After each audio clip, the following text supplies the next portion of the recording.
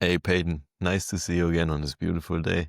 And this time with a quote by Wade Davis again, where he states, "The world in which you were born is just one model of reality. Other cultures are not failed attempts at being you, they are unique manifestations of the human spirit." What ideas get triggered in your mind, Peyton, when you hear that? I love this quote. And the first thing that comes to me is that most of us are blind to this fact that the world in which we are born is only one model of reality. We normally spend most of our developmental years, or maybe all of them, in one place, in one culture, in one country. And in doing so, it all looks a lot more objective as the right way to see things, or to talk about things, or to view things, rather than just one lens, one angle of a lot of available possibilities of ways of viewing the world, of ways of understanding the world, the ways of understanding ourselves and our relationship with the world. And I can remember a time when I was growing up, I was in high school, I lived in this rural area, and I genuinely felt like the culture that I was in had it figured out. And the ways that other cultures were different or viewed the world differently were in some way not fully getting it, or they were lesser tiers on the staircase of development of cultural thought or whatever. And I remember moving to a different culture for the first time when I was 19, and I moved to Europe, and having many conversations with thoughtful friends that were from European cultures about how they viewed things, how I viewed things. And I came to this realization, this slow understanding that the ways that I had learned to view things, the ways that I'd learned to prioritize things or group concepts with the English language, as opposed to the ways that concepts were grouped and structured, organized, and expressed in the French language, or the ways that my culture emphasized and placed different values in a certain order, rank, order, and hierarchy, that I encountered this different rank, order, hierarchy in some other places that I went. I realized more and more that all of these cultural preferences or framings that had been baked into the ether in my environment for almost my whole life were far more arbitrary than I ever realized. Were far more just one of many options, and not right or superior to the others, but one set, and in many ways incommensurable with other sets. What is more valuable, to work 50 hours a week and to drive a really nice car with an automatic transmission home and arrive in a house that has air conditioning, or to work 30 hours a week and to walk home and to stop at the grocery store on the way back and to buy one day's worth of food that I'm going to cook very slowly, and then to have a 2-hour meal with an extended family as a regular occurrence, and then to, for whatever reason, drink a cup of coffee at 9 p.m. and then go to sleep and do it again. And the only thing that is truly objective in all of this is that the Americans are right about air conditioning at night, but the rest of this is totally arbitrary. And it's the same with individualist cultures versus collectivist cultures. I think this one took me even longer to come to an appreciation of, as I still have just a very hardcore individualist mindset and value systems prioritizing freedom. But yet, even this too, I can see that, many people in these collectivist cultures do seem pretty damn happy, and many people in individualist cultures seem a lot less happy. What's up with that?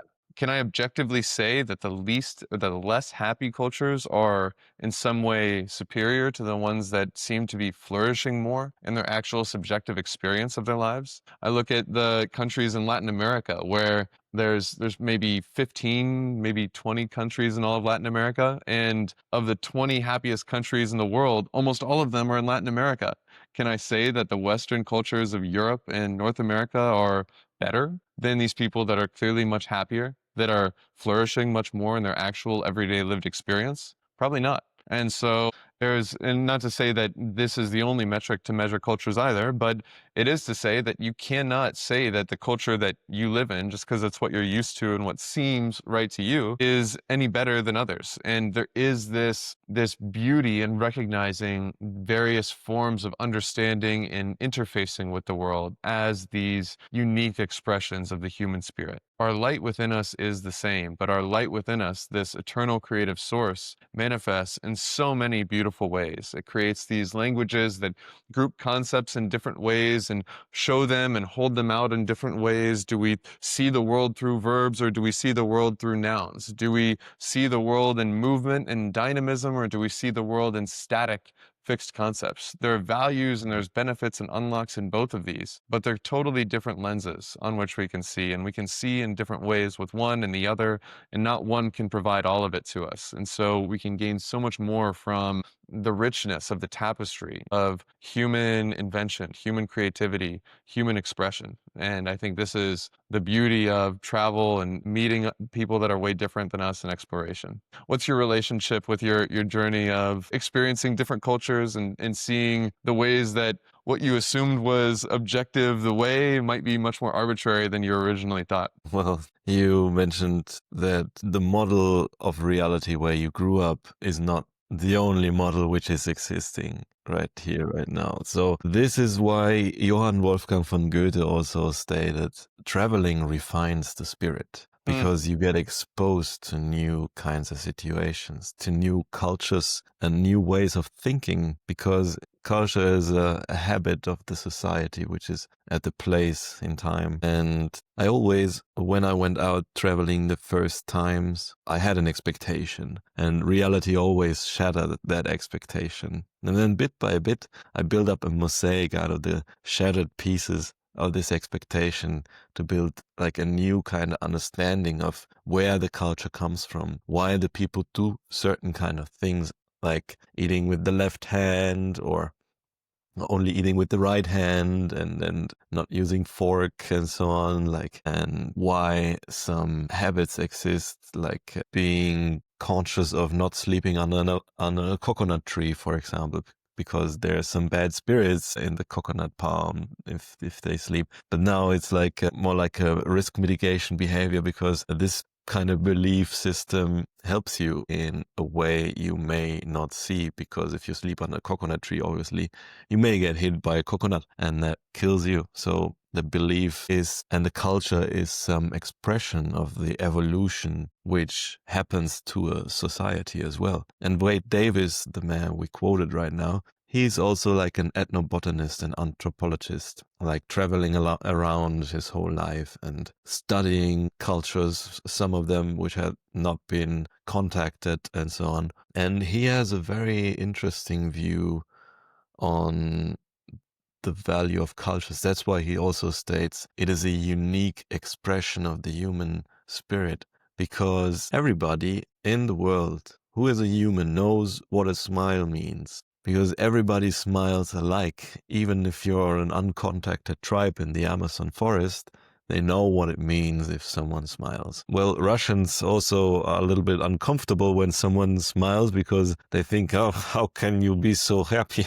But this is a different expression of the value of a thing, but how they smile is the same when they smile. So there is also some weird habits and cultural expressions, like in one African tribe, the young men have to go out 2 years and herd the sheep and so on, and just to prove themselves. And his theory now is that all these evolutionary pressures on a tribe of people, like the search for food, availability of mates, and the stability of a society, springs from like these evolutionary pressures.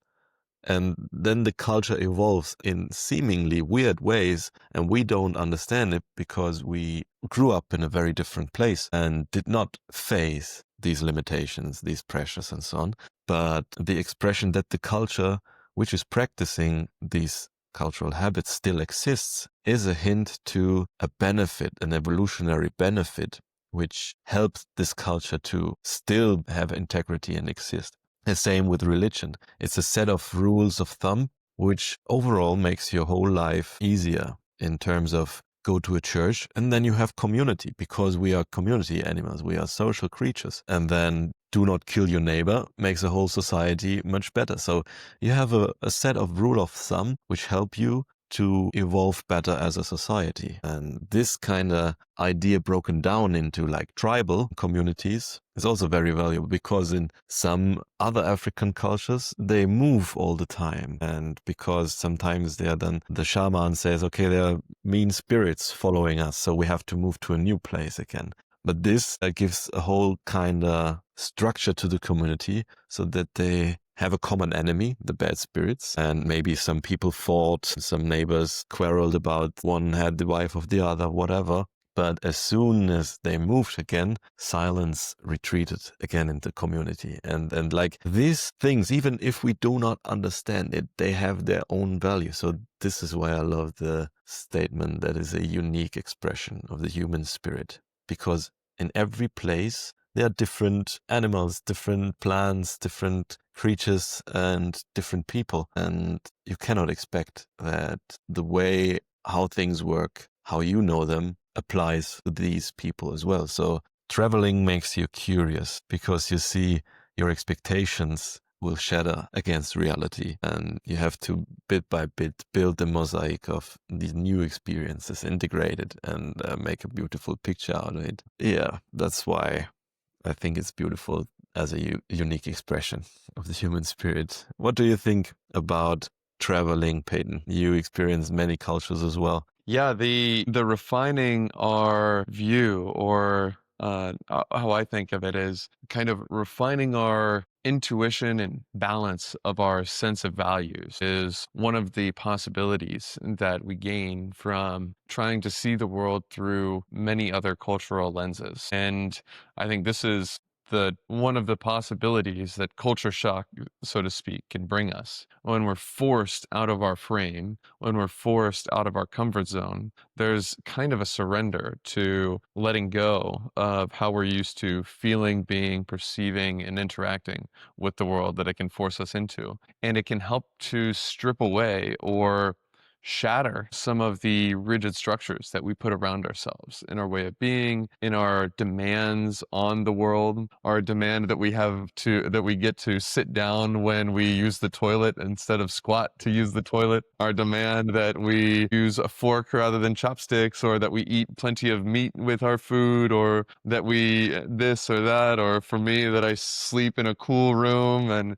these various rigidities that we have and these demands, because we're so used to getting what we want. We feel entitled to certain amenities in the cultures that we're used to. And the culture shock that we experience can shine a flashlight on the invisible axioms and assumptions that undergird so much of our mental frameworks and ways of thinking and ways of relating to the world. There's so much when you're in your own culture and when you're in your own language that you think you have a complete mathematical proof of step one, step two, step three, therefore step four. But when you're in a different place where they don't have these baseline logics, they say, okay, well, why does step two mean step three? And then you're like, well, of course it. And then you're like, wait a minute. I don't know why that follows from that. I Yeah. don't have a good reason why it can't be that instead. And I've never questioned that. I always thought it went without saying that this thing necessarily means that this is the conclusion. But now that you're asking me why, I'm realizing that I never actually have thoroughly inspected why I Mhm. thought this necessarily means that. The other thing that I feel like we can experience and intuit, even if it's not logic or words or statements, is different ways of being that different cultures embody. And for me, the example that I love so much is Latin American cultures. They're so happy. They genuinely have the best energy. They're welcoming, they're hospitable, they're fun. They know how to laugh at themselves and at life and to not take things too seriously. And not in a way that they tell you or write down or like teach you on a chalkboard. You see it in their energy, you feel it, and it's contagious. You're surrounded by it, and you naturally begin to fall into a more flowing and playful way of being in many Latin American cultures. In Asia, it's different. It's much more, well, obviously it's very much not homogenous, but there's different things that they show you too about hospitality, about welcoming, about bringing people in, and there's a connectedness that you experience in many of those cultures. Wow, you've never seen me in my life, and yet you want to bring me into your house and feed me this meal, and you're offering me a place to stay. And Yeah. it's this kindness is just wonderful that so many of these people who've never seen you before and will have nothing to gain from you will show and extend to you. This it can inspire us. And the last thing I'll say in terms of something to learn from cultures that I admire greatly, and also maybe one of the richest and yet most cautionary tales of cultural chauvinism is of the indigenous people, especially for me, I think of the North American indigenous people. How for so many centuries the Europeans and then the Americans believed that because they had better guns and better ways of assembling and could amass larger forces, that they were ultimately superior and right, and that all of that might makes right and the power of force meant that the culture was in fact superior. When in reality, this is not how to measure cultures. You don't measure cultures by the size of the army or the quantity of guns. And the Native Americans, in hindsight, had one of the most beautiful, or they had to offer, among many other things. Every culture has their problems, which I do want to circle back to. But what they had to offer in terms of this rich tapestry of interconnectedness with the earth is something that is incredibly unique and incredibly necessary for the human spirit in a deep and profound way that is, I don't think it's ever been better expressed in the history of humankind than so many of their teachings and wisdom about our interconnectedness with the earth and our spiritual presence that we can only unlock in connection with nature, and that we are not separate from nature, within nature, fighting against nature, but that we are, in fact, inseparable from this greater system and abiding within it. And if we cut ourselves off and make ourselves separate, this is where so much of the spiritual ailments that we experience stem from, this fundamental isolation from our nature, from who we are as animals in a greater ecosystem. And so before I get to the counter examples that obviously are whatever, this two sides of this, and not to paint a glossy picture that all cultures, everything, nothing can be questioned, there is no right and wrong. I think this can be taken too far. And to say that there's, for example, some people would say there's nothing wrong with throwing gay people off of roofs. There's nothing wrong with child sacrifice that the Aztecs were doing. There's nothing wrong with the Spanish Inquisition, or there's nothing wrong with XYZ. I think this is taking an appreciation for other cultures too far into blindness. But short of that, how can we learn to appreciate better these peoples that are so much different than us? And how can we have wise discernment? How do we know when to wholeheartedly throw our arms around another system that for sure has its own problems, just like our own culture? Yeah. Well, it's important to view it through lens that each culture evolved in a certain aspect of geography. Like the Inuit evolved in the north, high up north, where most of the year it was covered in snow. And when it was not covered, it was still very cold. And that's why they also know how to use animal skin to survive, know how to use dogs to drive around with their sleighs, know to differentiate between more than 80 different kinds of snow, because it is their survival, which is the ultimate aim and the ultimate expression of their wisdom, is they survived as a group in harsh conditions through specific knowledge they gathered in generations, and through certain kinds of belief system, through certain kinds of cultural habits. Like, yeah, sometimes it meant also getting rid of elderly people because Yes. they slowed the community down. It was a matter of survival. And for sure, you wouldn't do that in society like ours, because we want to keep them because of their wisdom and their lived experience, because our survival doesn't depend on not having them. The same applies to Amazon tribes, where they can differentiate between more than 200 different colors of green, because it also is a matter of what kind of plants do I know, where and how can I describe it to the others? Where can I find the best animals to hunt, and where can I gather the best kind of roots? And this is also a very specific geographic location. So they have their own rites and myths and habits. So it's with Oceania, the people who slowly, like on nutshells, actually on like tree stems, sailed and drifted around the whole Pacific Ocean. It's so impressive. They have a totally different view on time. They just say, oh, we've been there for a few moments, a few weeks,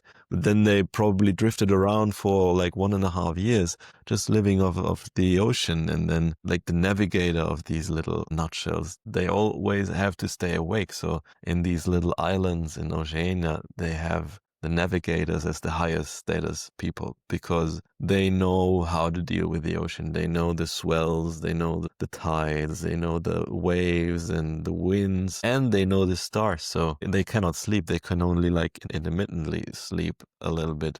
But it seems like the earth is moving around them and they are the center of the world. So there's also like a weird cultural habit, but you cannot judge because it's their survival. Because in training these navigators as youth, they even scry their ball, like they even tie their balls to the nutshell ships, and to feel the ocean much better, to feel every wave, to be able to discern with the whole body, you know? Holy shit. I didn't know that. Yes, this is cultural stuff we wouldn't do just because we do not depend on like the knowledge and the deep embodiment of this knowledge. So, but they sail around the whole half of the earth, a whole Pacific, and have trade routes between these islands, like thousands of years ago, even like, or like hundreds of years ago, probably. And that's what's so fascinating, that you cannot judge a habit just because your model of the world is that you know best, but you can have empathy and ask yourself with curiosity, how did that kind of habit probably help them survive better as a community? Probably this is the better question to ask if you really are curious about why people do some things. And now, why do people in Europe live the dolce far niente philosophy, the beauty of doing nothing, and sit around as old people sipping coffee at the noon? And just sit there in community and do not talk anything, just watch the ocean or something like that. I don't know, but I'm curious. Let's try it out. The Wake beauty of up, walk, nothing. and go get coffee with friends, take a nap, go walk, and go to the grocery store, buy one day's worth of food, go have a 2 hour lunch with friends, take a nap, go relax. Yeah, I don't know why, but it's beautiful. The beauty of doing nothing.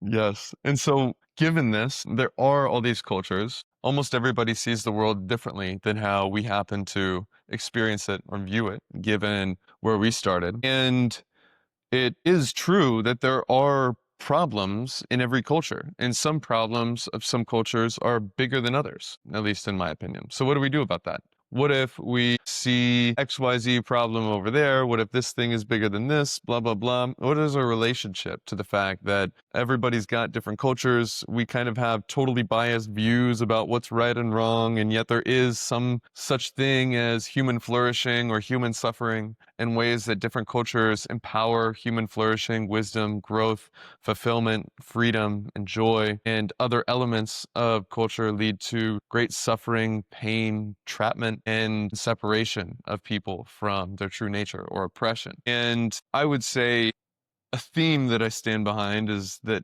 oppression anywhere, the stifling or holding back or trapping or preventing the human spirit from being free. Mhm. This, I would say, is a universal wrong that we should see in all of its forms, or something for us to speak against or stand against to the extent that we are called to. But many things are not so black and white. And what does this situation need from me? Is it really my job to issue a verdict and a judgment on what is good and bad in other cultures? Am I going to actually help anything if I sit here where I sit and condemn somebody else in another side of the world, or even condemn my own culture's past? Do I gain anything? Do I help anything? I don't know. I would say that our relationship with all of this should come with a balance that is not born of our logic, narratives, words, statements, and facts, because these are almost by their very nature static and black and white. They're a map that doesn't cover the territory,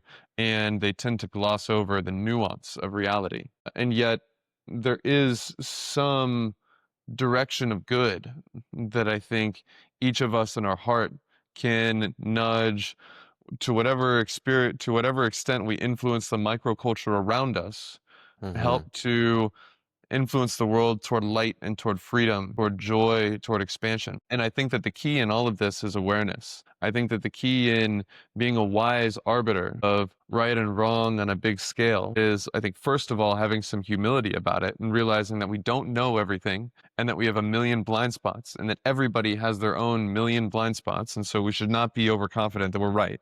That's a starting point. The Mm-hmm. second, though, is speaking and living and opining from a place that is not our logical identity, narratives, in fact set, in opinion set. Having rather a flow and an intuitive sense of what we feel toward various cultures, or how we might seek to influence the mindset of somebody's culture within their mind and around us. If it comes from the place of flow, of responsiveness, of high context, intuitive thinking, the fruits are much better than if it comes from a rigid set of what we think in our opinions. This is where I think we get out of balance, and our influence on the world almost begins out of balance if it begins from a place of concepts and opinions rather than from a place of intuitive, high context, moving, and energetic nudging. This is, Yeah. I think, the final thought for me. We have so much more to lose than to gain, than from thinking that we're right, everybody else is wrong, and we have everything figured out. And so,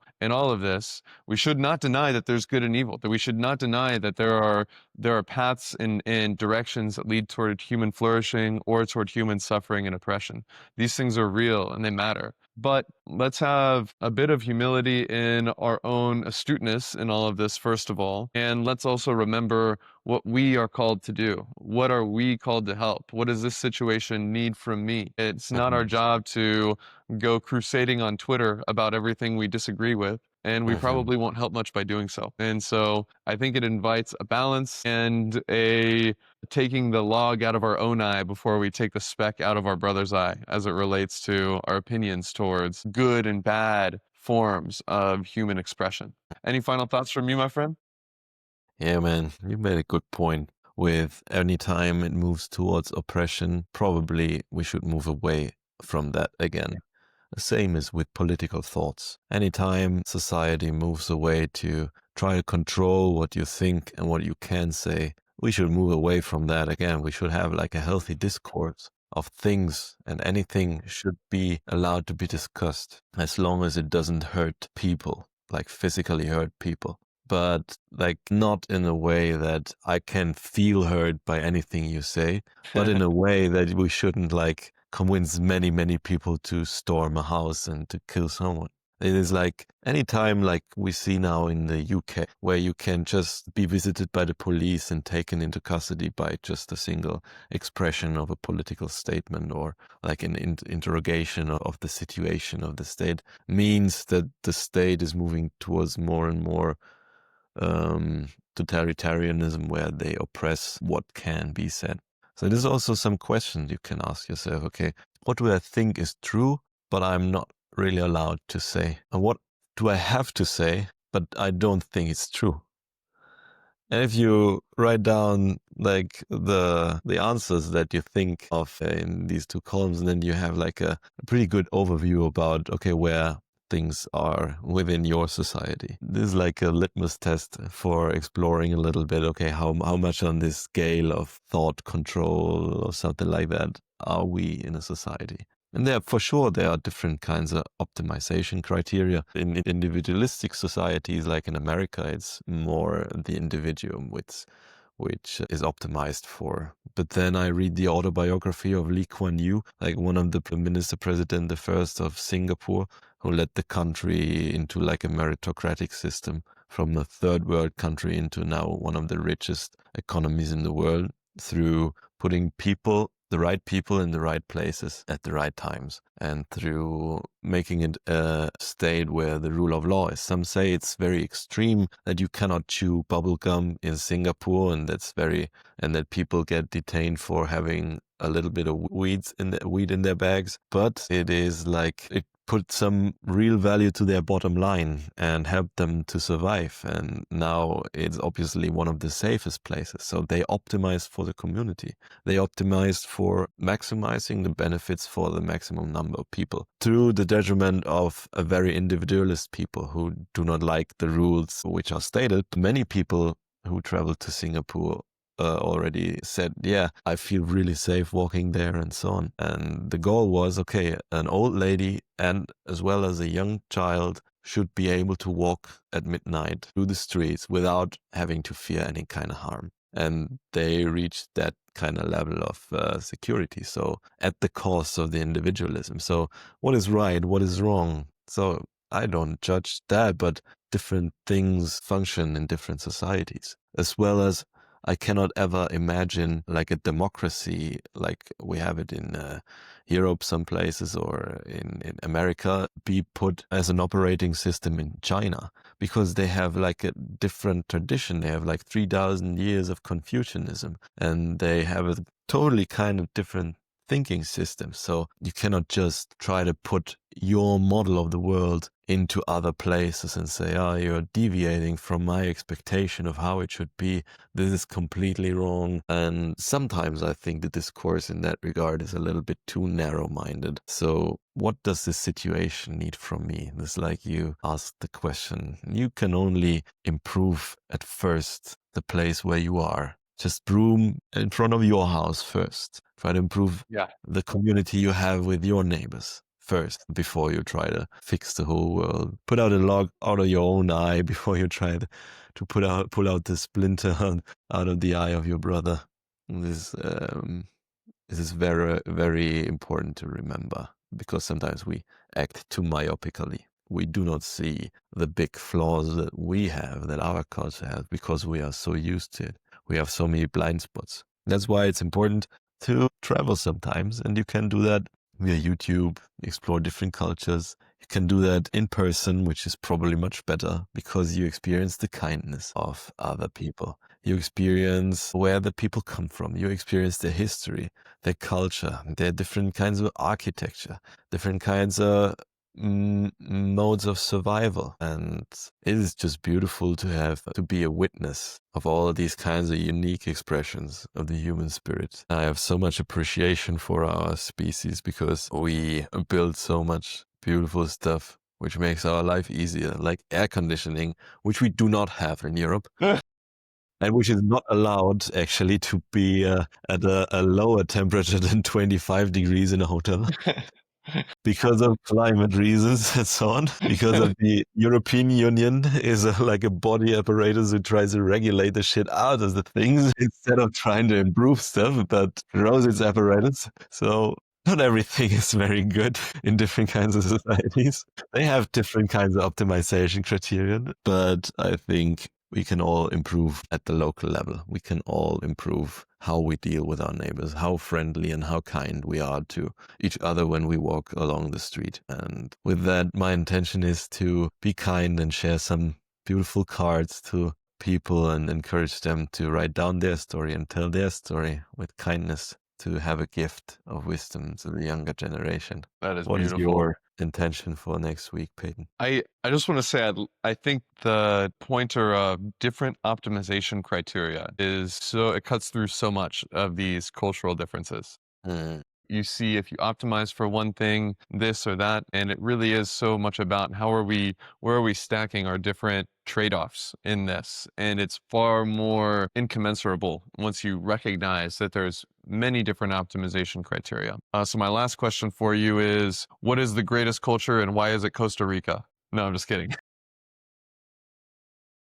Because it's so beautiful, man.